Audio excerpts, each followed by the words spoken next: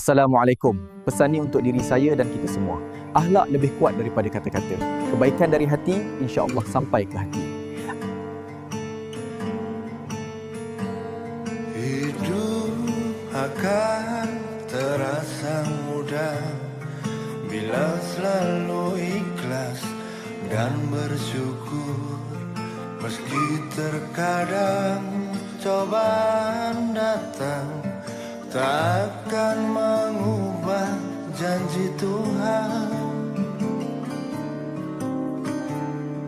Walau tiada harta berlimpah, namun kaya hati yang tak terhingga, itu yang membuat cemas menghilang.